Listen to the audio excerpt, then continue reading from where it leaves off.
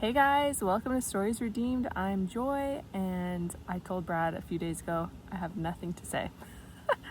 He said, tell them everything you're learning about obedience and go with that. So let me just tell you, this was not something that I wanted to do. I felt a little bit like Jonah, kind of running from the task God had with this YouTube channel.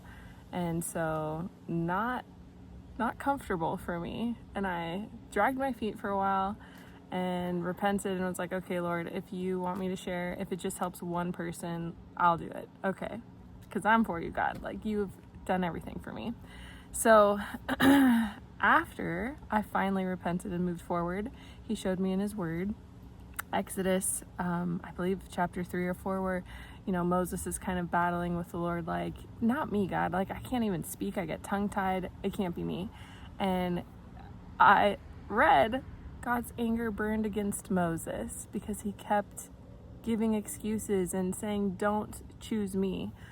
And I was like, oh, I'm sorry, Lord. Like, I know I was making you angry. And he's so gracious with me, so tender in his timing with me. This unfortunately is not the first time, obviously I'm human, that I have messed up and like delayed in my obedience. But he's always so good at, after I repent, confirming like his desire for me and the fact that he does get upset when I choose to disobey. So anyway, that was a big kicker in the pants for me. He shows me this, and he gave Moses Aaron, right? Like, he gives us people to encourage us and to love us and support us as we obey him. And if he didn't, I hope we would obey him anyway. But thank you, Brad, for inspiring this video right now. So anyway, obedience. After that happened, I go to a women's revive night, and all of the speakers are talking, basically the thread that I'm picking up is obedience, because that is something that the Lord is clearly highlighting to me.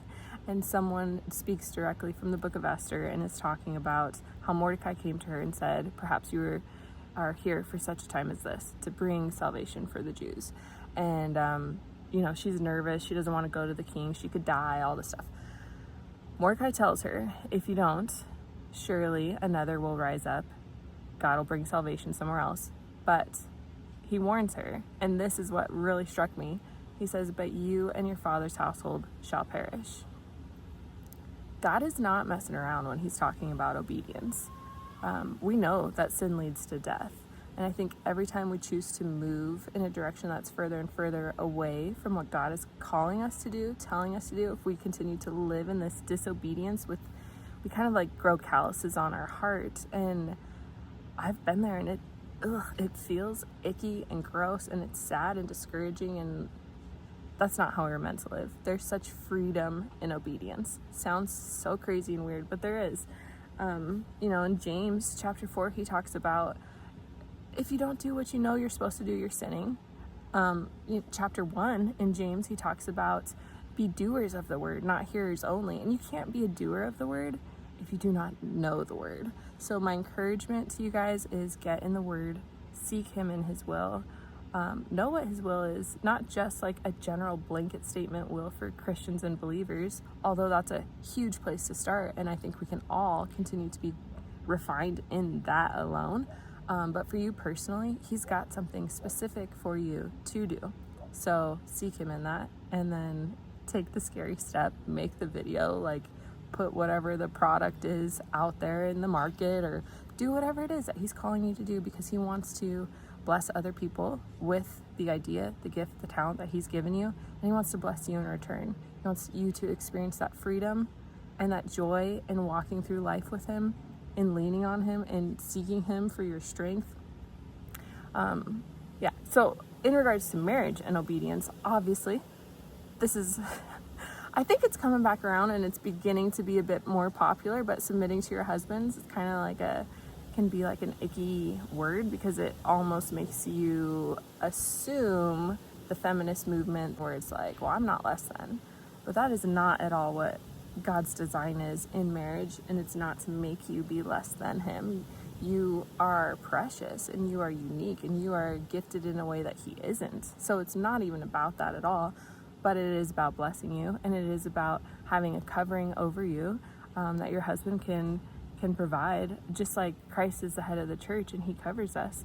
So I'm thinking about in a marriage, when you are obedient, maybe it's even in situations where you really don't want to be, like you are practicing self-control, gentleness, patience, and loving your husband, showing great respect to him by choosing to be submissive in those moments.